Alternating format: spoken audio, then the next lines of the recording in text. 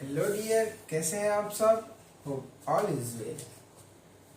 आज हम लोग देखेंगे रेशनल नंबर और इरेशनल नंबर, जिसमें कि इरेशनल नंबर कैसे प्रूव करते हैं इसको देखेंगे बहुत ही अच्छे से। चलिए शुरू करते हैं। कोई भी इरेशनल नंबर कब होता है तो हमें पता है कि इरेशनल नंबर जो अंडर रूट में होते हैं वो इरेशनल नंबर होते हैं। ठीक, अंडर रूट में ऐसे नंबर जो कि प्राइम हो मीन्स कि सिर्फ वो खुद से और वन से डिवाइड हो पाए, जिनका फैक्टर सिर्फ वन और इटसेल्फ वो नंबर हो, तो वो सारे नंबर इरेशनल नंबर होते हैं। ये हमें पता है, ठीक है, ये हमें पता है। These all are irrational number. But इसे हमें कई बार कह दिया जाता है प्रूफ करना है।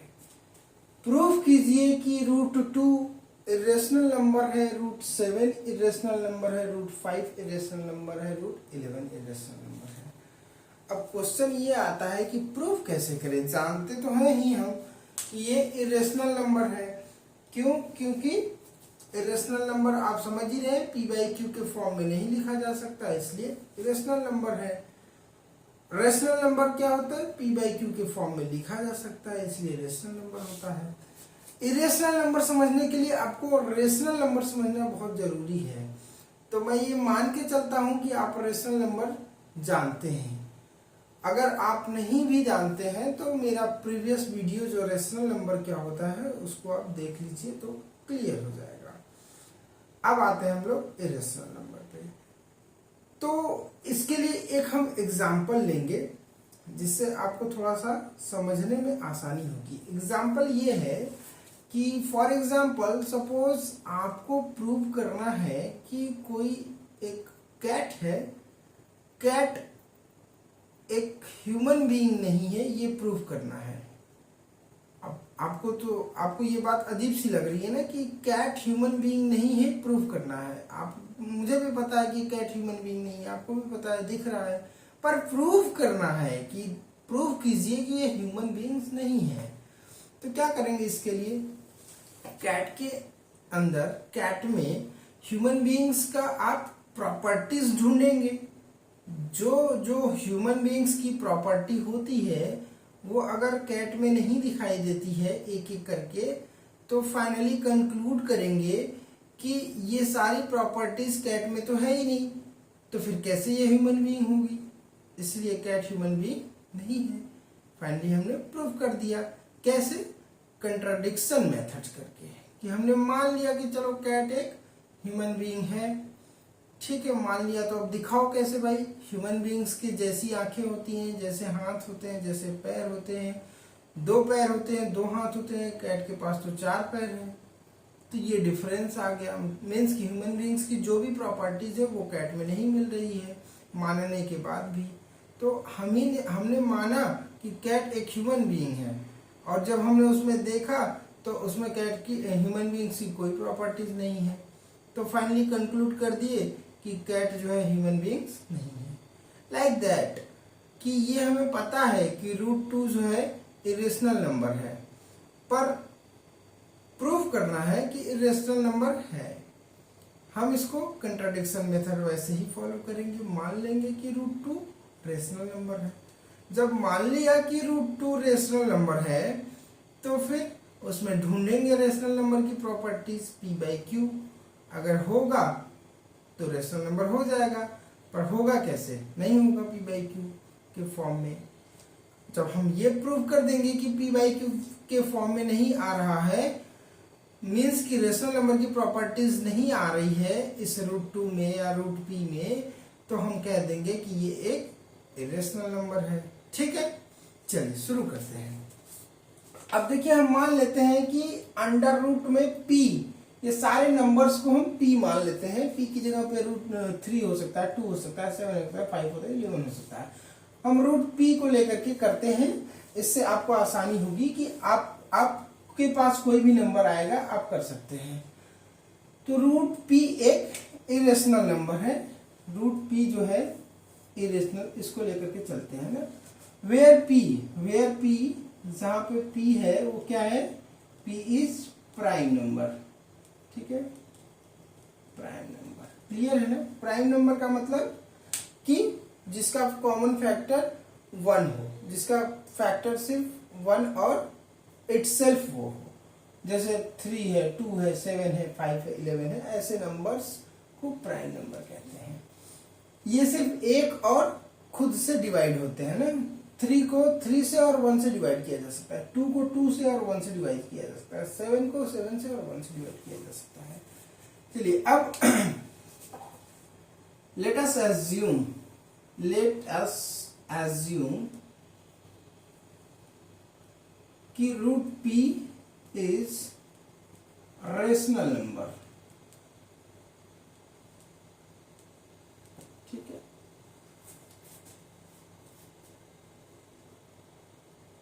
ऊपर आपका क्वेश्चन क्या है, क्वेश्चन इज दैट कि प्रूव दैट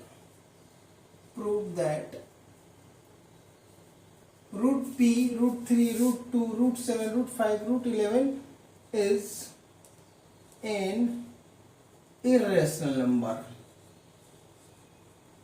इर्रेशनल नंबर। ये आपका क्वेश्चन है। अब यहां से स्टार्ट होता है सॉल्यूशन, ठीक है, सॉल्यूशन स्टार्ट होता है। Let us assume under root P is rational number, ठीक है। मान लिया कि अंडर रूट पी एक रेशनल नंबर है, तो ओके। अगर under root P rational number है तो हम इसको ऐसे लिख सकते हैं, root P is equal to A by B, कि ए बाई बी के फॉर्म में लिख सकते हैं भाई। किसी भी रेशनल नंबर को ए बाई बी के फॉर्म में लिखिए, जहां पे वेयर एक स्टेटमेंट देंगे, वेयर ए एंड बी, ठीक है, A and B are the coprime number, coprime number means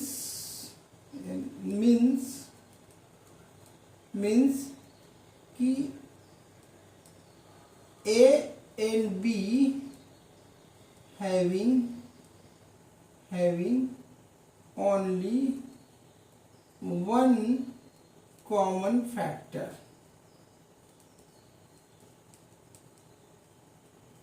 ठीक है। ये स्टेटमेंट हमने दिया कि ए और बी क्या है, को प्राइम नंबर। को प्राइम का नंबर क्या होता है कि दो नंबर जिनका कॉमन फैक्टर सिर्फ एक हो, उनको कहते हैं को प्राइम नंबर। तो ए और बी, ऑब्वियस सी बात है, पी बाई क्यू के फॉर्म में जब रेशनल नंबर, मतलब ए बाई बी के फॉर्म में जब रेशनल नंबर लिखते हैं तो उनके कॉमन फैक्टर 1 होते हैं। फॉर एग्जाम्पल कि मैं बोलूं 3/7 रेशनल नंबर है कि नहीं, तो आप कहेंगे बिल्कुल है। क्यों? क्योंकि 3 और 7 का कॉमन फैक्टर सिर्फ 1 है ना। 3 और 7 का कॉमन फैक्टर 1 है। अगर मैं बोलूं कि 4 है ना, 4/8 रेशनल नंबर है कि नहीं, तो आप इसको सॉल्व करेंगे। पहले 1/2 आएगा, है ना। अब ये रेशनल नंबर है, मीन्स कि 1 और 2 जो है वो कैसा है, को प्राइम नंबर है। उसमें आपका सिर्फ कॉमन फैक्टर 1 है। चलिए, ये तो हमें इससे हमने स्टेटमेंट दिया कि where a and B are the coprime number, that is a and b having only common factor 1, only 1 common factor. ये हमने स्टेटमेंट दिया कि ए और बी के पास सिर्फ एक कॉमन फैक्टर है। अब मैथमेटिकल इस पे अप्लाई करेंगे, squaring on both side. Squaring करते हैं तो क्या आता है, p आता है, और यहां पे क्या आता है, a² आता है, ठीक है। नाउ a² b² को आप इधर भेज दीजिए, और a² हो गया। p क्या है आपका, p प्राइम नंबर है, ठीक है। अब यहाँ पे क्या, यहां से हमें क्या मिलता है, ध्यान से समझिएगा कि ये जो हमें इक्वेशन मिला, इस इक्वेशन को हम कैसे स्टेट करेंगे, कहेंगे कि a square is divisible by p, है ना, क्योंकि a square is divisible bye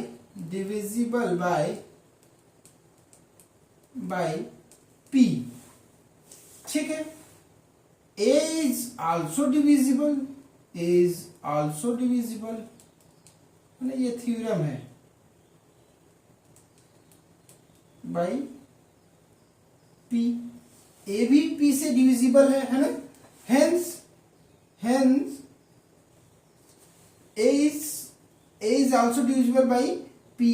इसका मतलब हम ये कह सकते हैं कि P is a factor of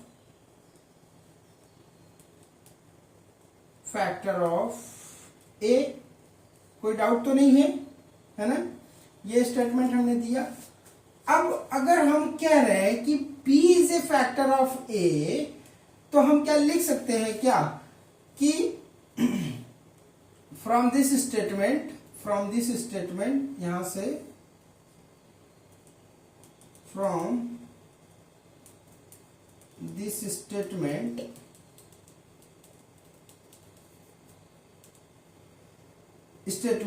A is a factor of P, कहने का मतलब कि A को P डिवाइड करता है, A को P डिवाइड कर रहा है, जिसका कोई आंसर आ रहा है, मान लीजिए आंसर C आ रहा है ना, C आ रहा है, तो A is equal to PC लिख सकते हैं, ठीक है। A इज इक्वल टू क्या लिख सकते हैं, PC, A is equal to PC।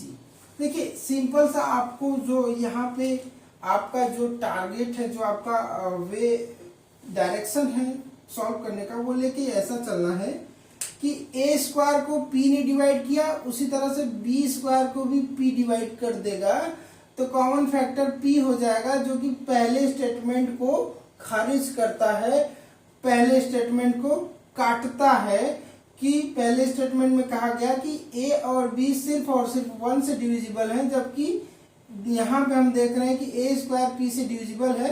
अब आगे की प्रोसेस में हम देखेंगे कि B स्क्वायर भी P से डिविजिबल है, मीन्स कि B भी P से डिविजिबल है। तो अब कॉमन फैक्टर A और B का P हो गया।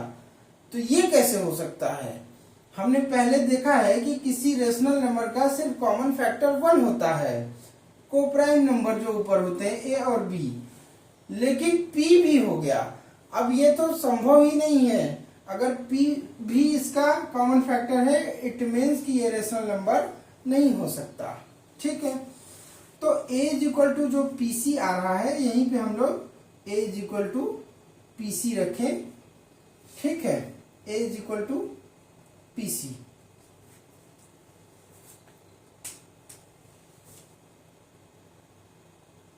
After putting the value of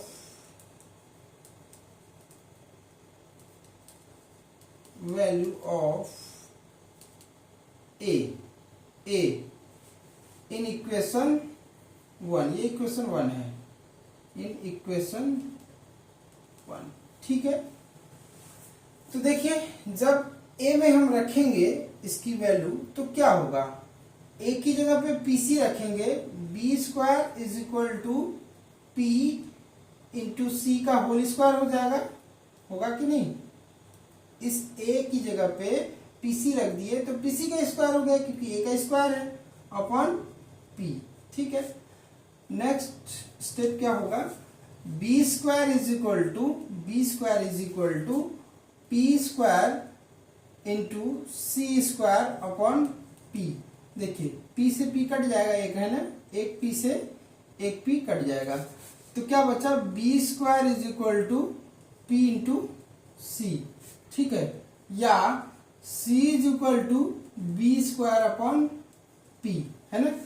अब यहाँ पे जो आया, फिर कैसा आया, इसकी तरह का फिर इक्वेशन आया, क्या आया कि जो B स्क्वायर है P से डिविजिबल है, B square is divisible by P।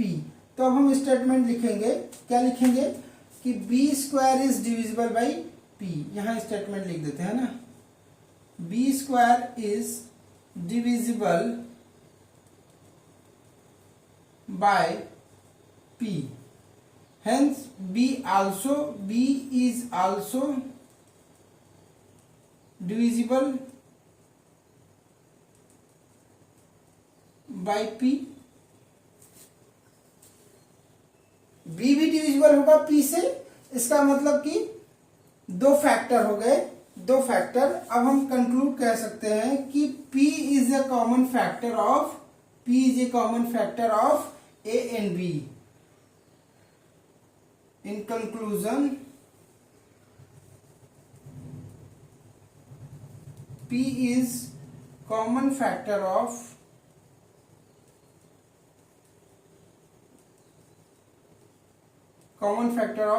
a and b, which is wrong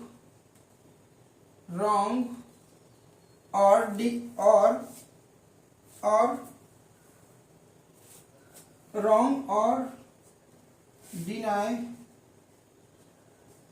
the statement 1 है ना, ये स्टेटमेंट 1 है, स्टेटमेंट 1 जो कि पहले स्टेटमेंट को खारिज करता है। hence root p is irrational number। अब यहां आप कुछ भी लिख सकते हैं अपने हिसाब से कि रेशनल नंबर की प्रॉपर्टीज को फॉलो नहीं कर रहा है, ये भी लिख सकते हैं, जिसकी वजह से हम कहेंगे कि रूट पी एक इरेशनल नंबर है। क्लियर? तो इस तरह से हम इरेशनल नंबर को सॉल्व करेंगे। इसमें एक थ्योरम यूज हुआ है। थ्योरम ये है कि किसी भी प्राइम नंबर की स्क्वायर को अगर कोई प्राइम नंबर डिवाइड करता है तो वो उस प्राइम नंबर को भी डिवाइड करेगा। मीन्स कि यहाँ पे थ्योरम हम डिस्कस कर दे रहे हैं ना, यहाँ पे कि मान लीजिए कि a divides